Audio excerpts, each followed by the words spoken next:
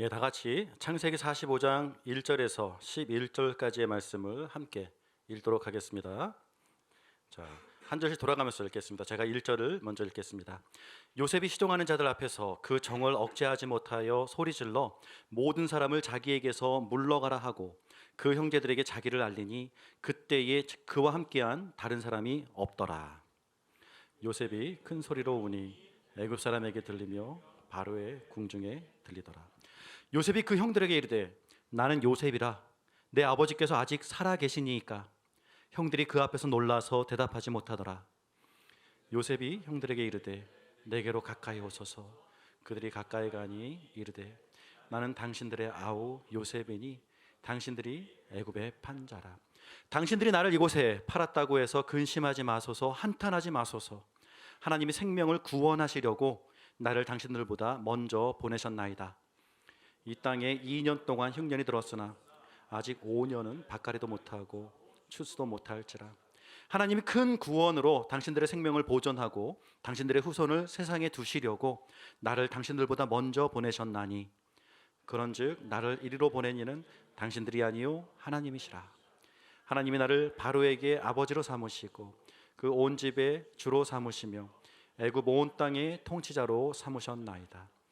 당신들은 속히 아버지께로 올라가서 아뢰기를 아버지 아들 요셉의 말에 하나님이 나를 애굽 전국의 주로 세우셨으니 지체 말고 내게로 내려오사 아버지의 아들들과 아버지의 손자들과 아버지의 양과 소와 모든 소유가 고센 땅에 머물며 나와 가깝게 하소서. 흉년이 함께 읽겠습니다. 흉년이 아직 5해가 있으니 내가 거기서 아버지를 봉양하리이다. 아버지와 아버지의 가족과 아버지께 속한 모든 사람에게 부족함이 없도록 하겠나이다 하더라 전하소서. 아멘. 형님들 나 좀 살려주세요. 형님들 제발 나 좀 살려주세요. 나를 죽이지 마세요. 나 좀 살려주세요.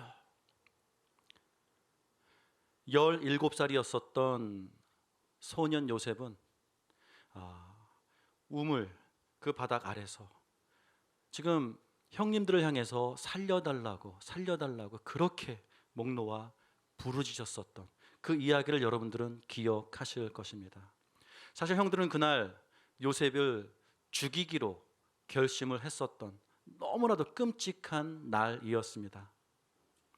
요셉은 그렇게 정말 무서운 형님들, 매정한 형님들 앞에서 제발 자기를 살려달라고 애원했습니다. 지금 자신을 이렇게 무표정한 표정으로 내려다보고 있는 그 형님들의 그 눈빛, 아마 요셉은 그것이 평생 동안 트라우마로 남아 있었을 것입니다. 그날 상인들에 의해서 묶여서 포박당해서 지금 노예가 되어 끌려가고 있는 그 사막 벌판에서 형님들을 향해서 계속해서 형들 왜 그러냐고, 제발 나 좀 구해달라고, 나를 풀어달라고, 나를 이렇게 팔지 말라고 정말 엄청나게 온 힘을 다해 애원했었던 그날 이후 요셉은 인생이 완전히 바뀌었죠. 노예가 되었습니다. 노예로 팔려나갔을 때 그의 나이는 17살이라고 얘기합니다. 그리고 성경은 요셉이 총리가 된 그 나이가 30살이라고 얘기하고 있거든요. 계산해 보면 요셉은 13년 동안이나 노예로서 또 감옥의 죄수로서 살아갔다라는 것을 알게 됩니다. 요셉이 30살 되었을 때 총리가 되었고요. 그 다음에 7년 동안 풍년이 있었고요. 이제 앞으로 7년에 남은 그 7년은 흉년이 이제 시작되는데 그 흉년이 이제 시작이 되어서 2년이 지났습니다. 그러니까 7년 플러스 2년 9년이죠. 요셉이 30살이 되었을 때 총리가 되었으니까 이제 9년이 더 흘러서 39살이 되었을 때에 지금 오늘 본문의 말씀은 형제들, 그 형님들을 만나게 되는 장면이 바로 이때에 시작이 됩니다. 서로의 모습은 정말 많이 달라져 있었을 것입니다. 아니나 다를까 그 형님들은 지금 이 요셉을 알아보지 못하고 있습니다. 그러나 문이 열리고 몇 명의 남성들이 걸어 들어오던 그 순간 요셉은 그 모습을 보면서 아, 형님들이 왔구나. 바로 알아보았습니다. 여러분, 요셉은 지난 그 긴 세월 동안 노예로 살면서 또 감옥의 죄수로 살면서 하루하루 그 고달픈 인생을 그 시간들을 보내면서 눈을 감을 때마다 자기가 그 마른 우물 바닥에서 형님들을 향해서 살려달라고 애원했었던, 그리고 그 상인들에 의해서 노예로 끌려가고 있었을 때 그 형님들을 향해서 살려달라고 부르짖었었던, 하지만 매정하게 외면했었던 그때 그 순간을 한순간도 잊지 못하고 살아왔을 것입니다. 자, 이제부터 드라마가 시작이 됩니다. 여러분, 원수는 외나무 다리에서 만난다는 속담이 있듯이 드디어 요셉이 화끈하게 복수할 수 있는 그 날이 찾아온 것입니다. 그렇게 여러분, 22년 동안 요셉은 한순간도 잊지 못하고 그날의 그 순간들을 기억하고 살아왔겠지만 막상 사실 가해자들은 금방 잊어먹었을 것입니다. 그래서 그 가해자들은 요셉을 알아보지도 못합니다. 하지만 상처를 받은 사람은 잊지 못하고 살아갑니다. 그때 그 얼굴, 그때 그 표정, 그때 그 숨소리, 그때 그 사람이 했었던 그 말 한마디 한마디까지 잊지 못하고 살아갑니다. 요셉이 경험한 것을 단순히 우리가 상처라고 얘기하기에는 너무나도 큰 고통이었고 너무나도 큰 아픔이었습니다. 그날 사실 요셉은 죽음을 경험한 것입니다. 요셉은 그날 그렇게 버림을 받았습니다. 우리들 또한 버림받았었던 시간이 있었을 것입니다. 우리들 또한 우리가 외면당했었던 그날, 거절당했었던 그날, 내가 깊은 상처를 받았던 그날을 잊지 않고 살아가고 있습니다. 그 아픔, 그 상처, 그 기억은 아무리 세월이 지나도, 아무리 시간이 지나도 우리 기억 속에서 너무나도 생생합니다. 더 생생해집니다. 전혀 흐려지지가 않습니다. 한국에서 경험했었던 그 배신, 미국에 이민 오면서 여기에 정착을 하는 그 과정 속에서 경험했었던 그 거짓, 그 사기, 그 오해, 그 모함들 어떻게 잊을 수가 있겠습니까? 그래서 여러분, 이민을 갈 때 우리들에게 주었었던 그 조언들 기억하시죠? 이민 가면 무엇 조심해라? 한국 사람 조심해라. 이민 가면 또 뭐 조심해라? 한국 교회 조심해라. 그리고 이민 가면 절대로 믿지 말아야 될 사람이 있습니다. 목사 믿지 말아라. 이런 경고들을 들으면서 시작된 우리의 여정이 있습니다. 여러분, 정말 우리는 인생을 살아오면서 너무나도 많은 상처들을 안고 살아왔습니다. 이 고통, 이 아픔은요, 아무리 세월이 흘러도 잊혀지지가 않습니다. 여러분, 나에게 그런 상처를 준 그 사람을 잊을 수 있겠습니까? 여러분, 요셉에게도 마찬가지로 지난 22년이라는 긴 세월 동안 하루도 잊지 않고 아파하며 살아왔었던 그 상처가 있습니다. 보디발의 집에서 노예로 살았을 때에도 그 하루 일과를 마치고 지친 몸을 이끌고 침대에 누우면 그때부터 마른 우물바닥에서 형들을 향해서 살려달라고 몸부림치었었던 그 모든 장면들이 영화처럼 생생하게 자기의 눈앞에서 펼쳐졌을 것입니다. 감옥에서는 어떻겠습니까? 형들의 잔인한 외면과 함께 또한 보디발의 집에서 자기는 아무런 잘못도 한 게 없는데 그 집에서 당했었던 수모, 그 모함, 지금 자기는 강간범으로 지금 잡혀서 끌려와 있는 거 아니겠습니까? 이게 웬 날벼락입니까? 요셉은 이러한 고통을 안고 22년이라는 세월들을 보냈습니다. 그 생각이 떠오를 때마다 자신도 모르게 몸은 막 이렇게 움츠러들었을 것이고 자기도 모르게 몸은 벌벌벌 떨려왔을 것이고 자다가도 벌떡 일어나고 이 호흡장애가 와가지고 이 얼마나 고통스러웠겠습니까? 몸이 기억하고 있는 거예요. 몸이 잊지를 못하는 거예요. 자신 앞에서 그렇게 외면했고 자신을 매몰차게 내몰았었던 그 형들이 바로 이날 자신을 찾아온 것입니다. 상황이 많이 달라졌죠. 이제는 요셉은 그 나라 최고의 권력자가 되어 있습니다. 지금 자기 집무실 앞에 자기 호위 군사들이 있는 그 상황 속에서 그 형들이 걸어 들어온 것입니다. 복수의 시간입니다. 오늘 이 장면을 1절은 어떻게 소개하고 있습니까? 1절 한번 보겠죠. 예. 요셉이 시종하는 그 자들 앞에서 이 감정을 추스릴 수가 없었습니다. 그래서 소리를 지릅니다. 모든 사람들한테 물러가라고, 다 나가라고.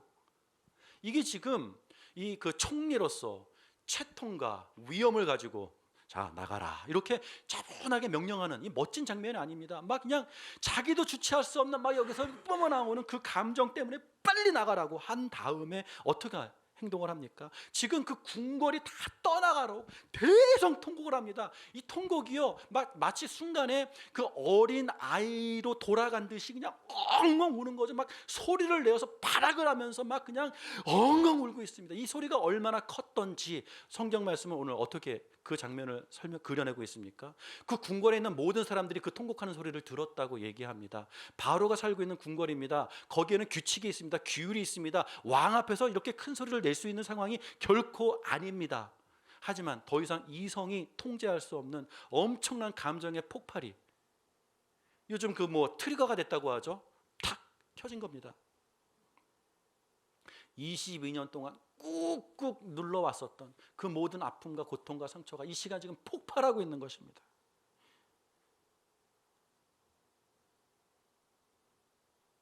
주변 사람들이 얼마나 놀랐겠습니까?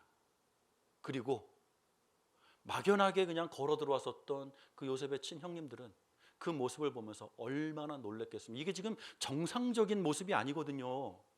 한 사람이 지금 막 미치광이처럼 막 발악을 하고 있거든요. 소리를 고래고래 지르면서 막 엉엉 울면서 막 이러고 있거든요. 그러면서 이 사람이 꺼낸 첫 마디가 뭡니까? 내가 요셉입니다.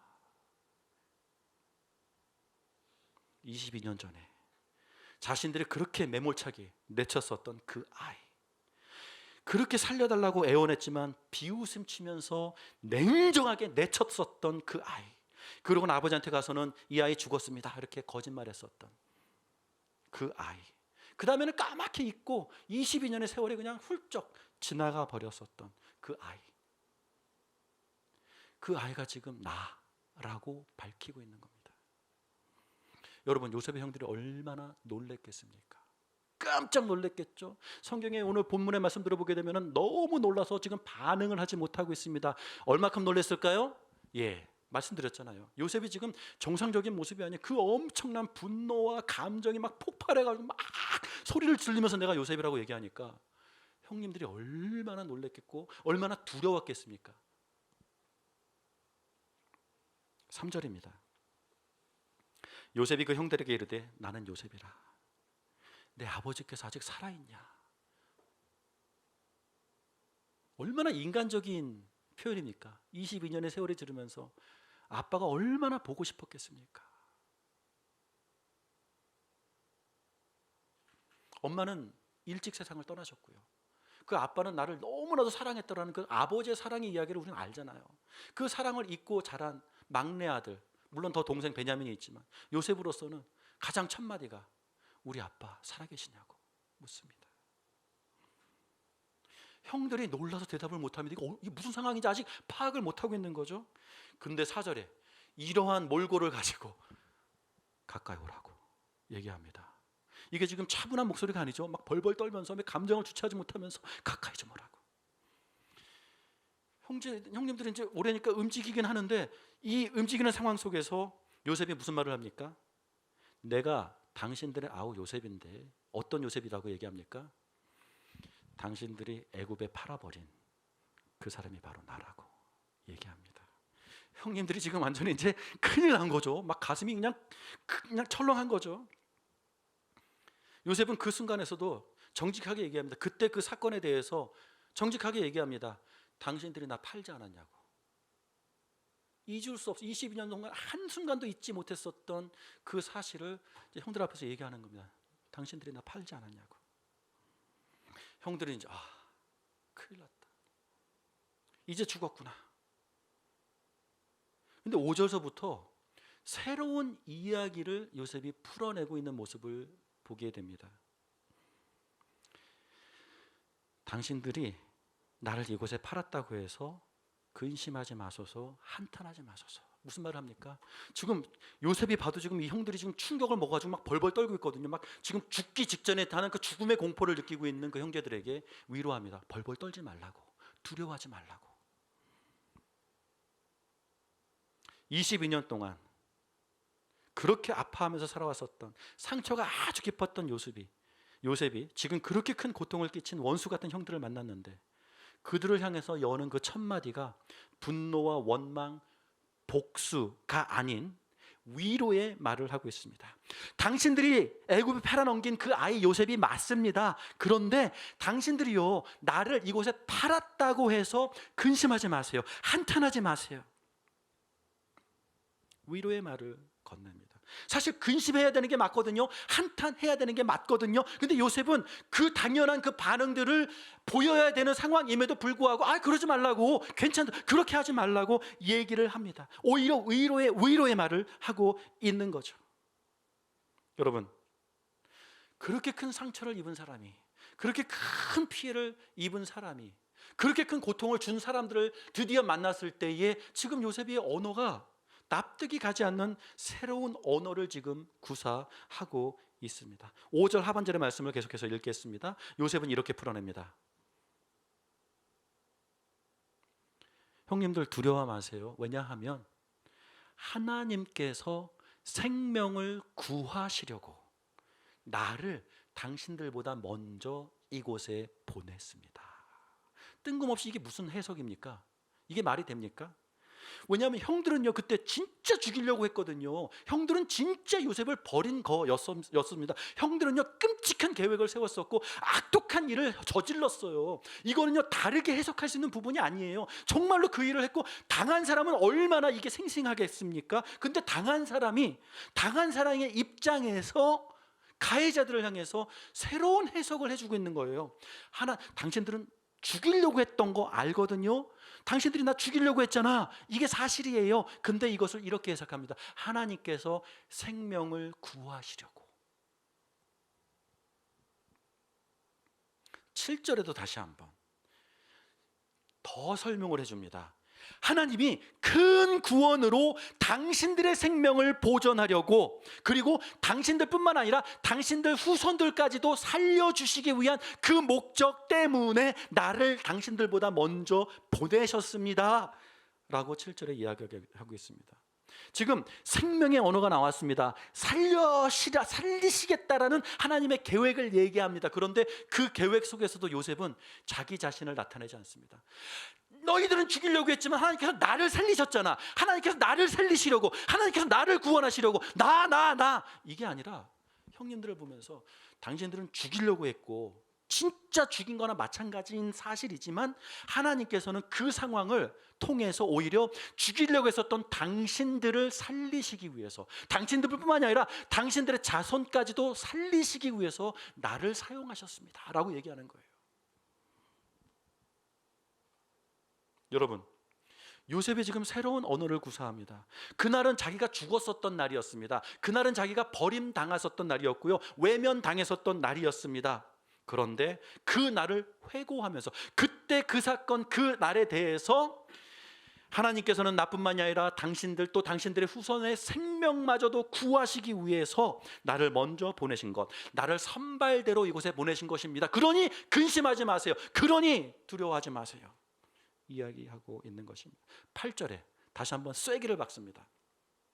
아직 정리가 되지 않은 형님들 앞에서 요셉이 봐도 보이겠죠? 형님들이 아직 이해를 못한 것 같아. 내가 2번이나 말했는데 이해를 못했어. 8절에 세 번째 얘기해 줍니다. 형님들, 나를 이것으로 보내신 분은 당신들이 아니라니까요. 하나님이시라니까요. 이렇게 이야기를 해주고 있습니다. 여러분, 이런 극적인 만남의 자리에서 요셉은 지난 22년 동안 한결같이 잊을 수 없었던 그 사건, 그 이야기를 가지고 그 외면의 자리, 그 버림의 자리가, 버림받은 자리가 하나님의 손길이 있었던 자리였다고, 하나님의 역사가 있었던 자리였다고, 하나님의 구원의 놀라운 능력이 있었던 자리였다고 새로운 이야기로 풀어내고 있습니다. 여러분, 어떻게 된 일일까요? 이것을 풀어내기 위해서는 먼저 우리의 고정관념을 조금 바꿔야 됩니다. 먼저 풀어내야 됩니다. 우리는 이 땅에 한 개개인으로 막연하게 살아가는 인생이 아닌 하나님의 백성들로서 살아가고 있는 새로운 인생을 살아가는 자들입니다. 아멘입니까? 하나님께서는 우리를 만나주셨고 우리를 불러주셨고 우리로 하여금 하나님 앞에서 하나님께서 세우신 그 하나님의 시간, 하나님의 역사, 하나님의 계획 속에 살아가는 인생들이라고 우리들에게 새로운 언어를 주셨습니다. 그래서 교회에 오면 여러분들이 계속 반복해서 듣는 말이 성경적 역사관이라는 말을 굉장히 많이 들어보셨을 거예요. 전문 용어죠. 신학적인 용어 같습니다. 어렵습니다. 근데 쉽게 한번 설명해 드릴게요. 성경적 역사관. 이것을 쉽게 설명해 드리자면 역사는 무엇인가에 대한 답을 내셔야 됩니까? 여러분, 역사는 무엇입니까? 옛날에 있었던 일이죠. 그렇죠? 그걸 역사라고 얘기하죠. 그런데 역사는요, 과거에 있었던 사건 그 자체, 그건 역사가 아니에요. 다시 한번 말씀드릴게요. 과거에 있었던 일, 이건 역사가 아니에요. 그냥 과거에 있었던 일이에요. 역사는 무엇이냐면 과거에 일어난 그 일에 대해서 어떠한 프레임을 가지고 해석하느냐, 이게 역사예요. 역사는 해석이에요. 그래서 사람들마다 똑같은 사건을 가지고 다른 역사 인식을 갖고 있어요. 요즘 우리 텔레비전에서 계속해서 빵빵 터지는 한국에 대한 소식이 뭡니까? 아니, 그 가슴 아픈 침략의 역사를 가지고 우리 한국에는 너무나도 당연한 그 아픔의 역사가 있는데 저쪽에서는 그런 일이 없었대요. 이게 말이 됩니까? 그들이 갖고 있는 똑같은 사건에 대해서 이렇게 서로 이해하고 있는 역사관이 다른 거예요. 그리고 그 역사관의 확신을 가지고 살아가고 있어요. 그러니까 어떤 일이 생겼는가는 중요하지만 이것을 어떠한 관점으로 바라보았고 어떻게 이해하고 있고 어떻게 해석하고 있느냐, 이게 사람마다 다르다라는 것이에요. 이게 역사관인데 오늘 나누고자 하는 것은 그러면 성경적 역사관, 하나님의 역사관을 가지고 살아갈 때에 어떤 차이점이 일어나느냐? 이거예요. 요셉은요, 22년 전에 일어났던 그 사건에 대한 자기 이야기가 있어요. 그날은 나는 배신당한 날이었어요. 나는 살인당한 날이었어요. 배신, 외면, 뭐 이런 어떤 언어들을 내가 가지고, 이게 나의 언어예요. 이게 나의 감정이에요. 22년 동안 침대에 누울 때마다 막 나도 주체할 수 없는 영화처럼 흘러나오는, 그래서 오늘도 자기 감정에 충실하잖아요. 형들을 보자마자 요셉은 미쳐버립니다. 발작을 합니다. 바로의 궁궐이 엄청난 사건 사고가 터진 것처럼 이게 사람의 반응이에요. 그때 그 사건은 이렇게 지금 느껴질 수밖에 없는 거예요. 근데 이 감정 속에서도 내가 이해하고 있었던 나의 스토리, 이게 내가 알고 있는 거지만 이런 상황 속에서도 요셉은 오늘 이걸 추스리면서 여기서 하나님의 이야기를 exercise, 일부러 그거를 지금 행동으로 옮기고 있어요. 형들을 만났을 때 당신들이 보낸 게 아니라 얼마나 입말이 힘들었겠어요. 난 너무 아팠거든. 너 때문이었거든. 근데 그 사람을 향해서 사실은 하나님의 손길이 있었다. 이건요, 인정하기 싫었을 거예요. 자기도 받아들이기 너무나도 힘들었을 거예요. 특히 그 형들, 눈이 지금 마주치고 있는 그 형들 앞에서, 자기를 죽였었던 그 형들 앞에서. 근데 요셉은 그 상황 속에서 그때 그 사건을 자기의 역사가 아닌 하나님의 역사로 풀어내고 있는 거예요. 이게 성경적 역사관이라는 거예요. 요셉은요, 완전히 다른 해석을 하고 있습니다. 그렇기 때문에 이제 화해와 용서의 언어를 가지고 형들을 만날 수 있습니다. 우리들의 이야기를 해볼까요? 잠깐. 우리들 모두 과거에 대해서, 나의 과거에 대해서 아주 생생한 기억을 가지고 살아가고 있습니다. 아주 생생한 기억만 갖고 살아가는 것이 아니라 나름대로 그때 일어났었던 그 사건에 대해서 나는 알아요. 너는 모르지만, 어느 누구도 모르지만 나는 알거든. 나는 확신하거든. 그때 그 일은 바로 이거였거든 하고 있는, 어느 누구도 반대할 수 없는 나만의 확고한 이야기가 있어요. 이것을 사연이라고 얘기하죠. 우리 모두는 다 사연이 있어요. 이것은 나에게 아픔이었고, 이것은 나에게 상처였고, 이것 때문에 내가 지금 얼마나 분노하고 있는지, 그때부터 내 얼굴 근육에 미소 근육은 없어졌다. 난 표정이 달라졌다. 더 이상 웃을 수 없다. 난 그때 이후로 이런 말 많이 듣죠. 나는 사람을 절대로 믿지 않는다. 딴 건 몰라도 난 사람은 절대로 믿지 않는다. 이런 말을 계속해서 반복해서 해요. 그거에 대한 내 해석이에요. 그런데 요셉처럼 그때 일어났던 그 사건에 대해서 이제 나의 해석, 나의 신념이 아닌 하나님의 해석으로 그 사건으로 다시 한번 돌아가 보게 될 때 놀라운 일이 벌어집니다. 시편 105편의 말씀을 잠깐 보겠습니다. 요셉이 어떻게 그런 마음을 가질 수 있었는지에 대한, 요셉이 어떻게 하나님적인 해석을 할 수 있게 되었는지에 대해서 시편이 이렇게 우리들에게 설명해 주고 있습니다. 팩트죠? 팩트예요. 팩트를 변하진 않아요. 그렇죠? 그가 한 사람을 앞서 보내셨으며 요셉이 종으로 팔렸다. 이게 팩트예요. 근데 하나님께서 한 사람을 앞서 보냈다라고 얘기하고 있죠. 요셉이 그걸 지금 얘기 3번씩이나, 형님들 하나님께서 나를 먼저 보내셨어요. 먼저 보내셨다. 아니, 하나님께서 먼저 보내셨다. 이렇게 3번씩이나 반복하고 있는 말을 여기서 얘기해 주고 있죠. 그런데 종으로 현실은 뭐예요? 진짜 팩트는, 그래서 나는 이 착오가 뭐냐면요, 발부터 목까지 이렇게 하나로 묶어낸 그 체인이거든요. 이렇게 묶여 있었어요. 몸은 쇠사슬에 매여 있었어요. 이게 그때 일어났었던 일이에요. 이것에 대한 해석을 어떻게 하느냐가 중요한 거지. 그 사건은 사건이. 그 다음 구절 보겠습니다. 언제까지? 여호와의 말씀이 응할 때까지. 그의 말씀이 그를 단련하였도다.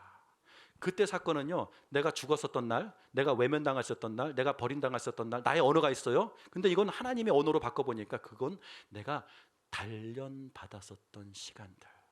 단련이래요. 단련은 무엇을 의미하고 있어요? 그래요. 똑같은 고통, 똑같은 아픔, 정말 엄청나게 이를 악물고 견뎌내야 되는 그 시간들을 포함하고 있어요. 단련이에요. 여기서는 고통, 외면, 버림, 살인, 죽음. 근데 여기서는 단련이었다고 얘기해요.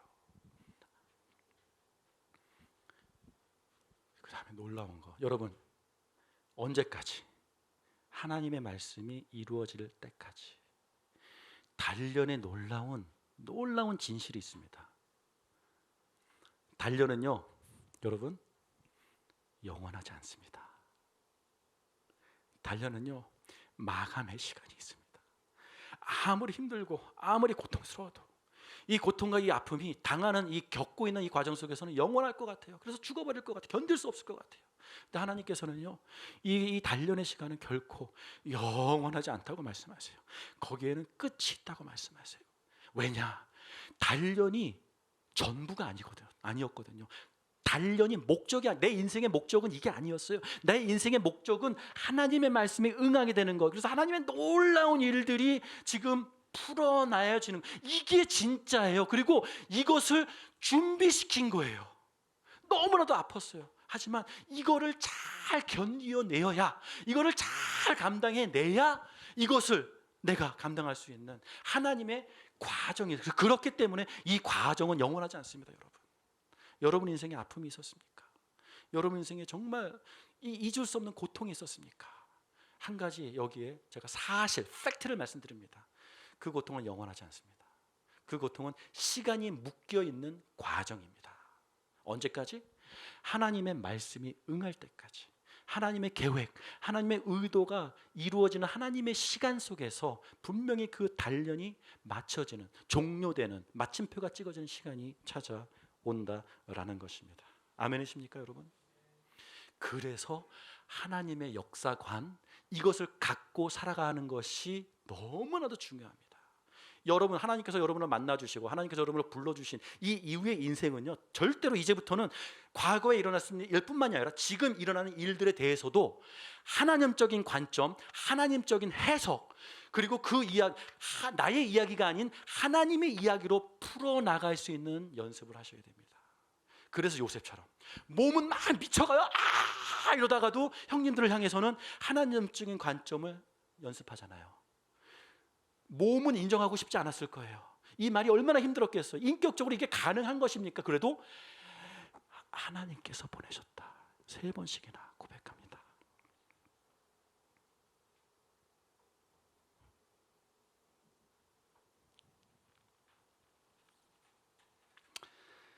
지금부터가 하이라이트인데